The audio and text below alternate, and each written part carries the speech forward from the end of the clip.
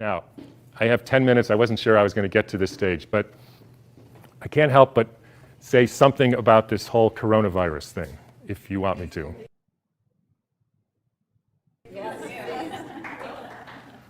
So, again, when you know Steiner, you have the answers to the test, but you have to then figure out the details.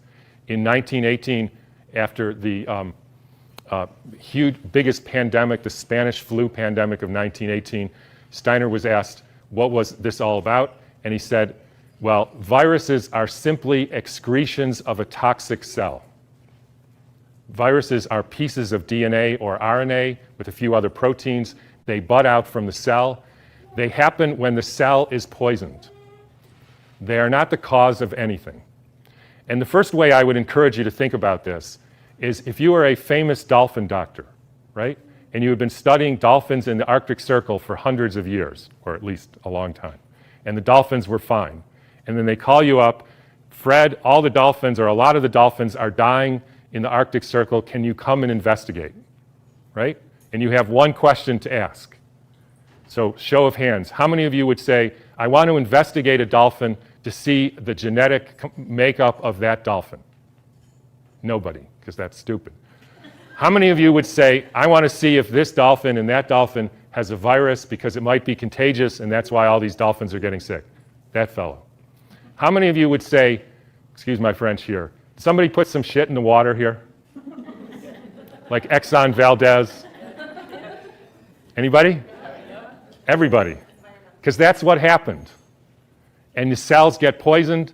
They try to purify themselves by excreting debris, which we call viruses. If you go to the current theory of viruses called exosomes, and the latest head of the NIH giving a talk on the complexity of viruses, you will see this is perfectly in line with the current thinking on what a virus really is. I had a dramatic example of this when I was growing up. Right outside our house, there was a wetlands.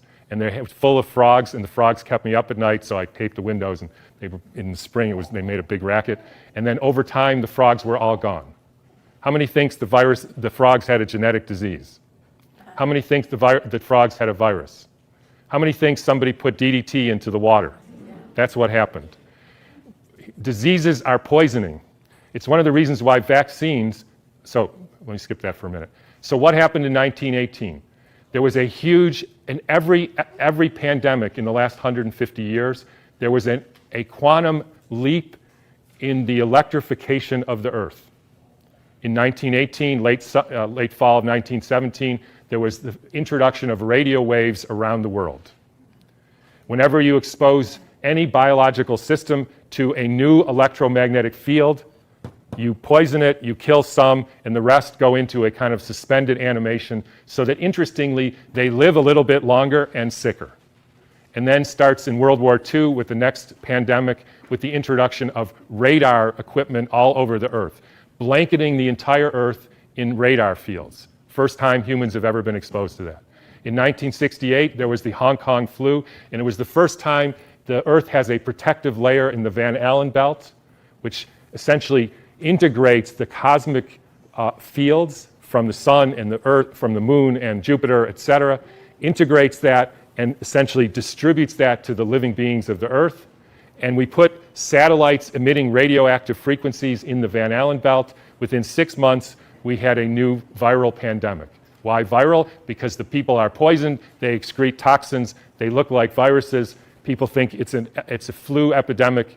In the 1918 epidemic, the Boston Health Department decided to investigate the contagiousness of this. So they, believe it or not, took hundreds of people with the flu and they sucked the snot out of their nose and injected it into the healthy people who didn't have the flu, and not one time could they make the next person sick. They did this over and over again, and they were not able to demonstrate contagion. They even did it with horses who apparently got the Spanish flu, and they put bags over their head, and the horses sneezed in the bag, and they put the bag over the next horse, and not one horse got sick.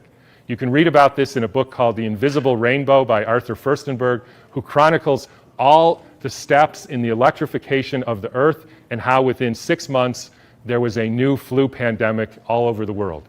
And when you hear the normal explanations, how did it go from Kansas to South Africa in 2 weeks? So the entire world got the symptoms at the same time, in spite of the fact that the mode of transportation was horseback and boats, and there's no explanation for it. They just say, we don't know how that happened. But when you think about it, with these radio waves and other frequencies that some of you have in your pocket and on your wrist, you can send a signal to Japan and it arrives instantaneously. So any of you who don't believe there is an electromagnetic field that communicates globally within seconds just is not paying attention to this. And I will only finish by pointing out that there has been a dramatic and quantum leap in the last 6 months with the electrification of the Earth. And I'm sure a lot of you know what that is. It's called 5G, where they now have 20,000 radiation-emitting satellites, just like the radiation-emitting thing in your pocket and on your wrist and that you use all the time. That is not compatible with health. I'm sorry to say it, it's not compatible with health. That is a water destructuring device. And for any of you who say, yeah, well, we're not electrical beings, we're just physical matter, then don't bother doing an EKG or an EEG or a nerve conduction test, because we are electrical beings and the chemicals are only the byproduct of those electrical impulses. And I'll finish with, anybody want to make one guess as to where the first completely blanketed 5G city in the world was? Exactly. So when you start thinking about this, we are in an existential crisis here, folks, the likes of which humankind has never seen. And I don't want to go all Old Testament prophet on you, but this is something that is unprecedented. The putting of 100,000 satellites in the very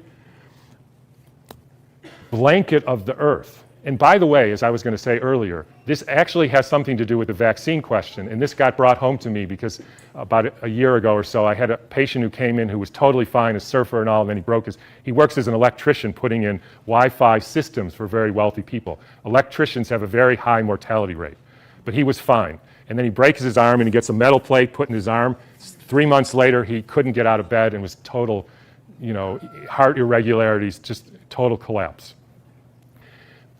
The susceptibility has to do with how much metal you have in your body, as well as the quality of the water in your cells. So if you start injecting aluminum in people, they become receptors for absorbing increased electromagnetic fields, and that is a perfect storm for the kind of deterioration of the species, which is what we're now experiencing. And I'm just going to finish with one more thing, which I like to, is a quote from Rudolf Steiner. And by the way, this was around 1917, so it was a different time. In times when there were no electrical currents, when the air was not swarming with electrical influences, we're talking 1917, it was easier to be human.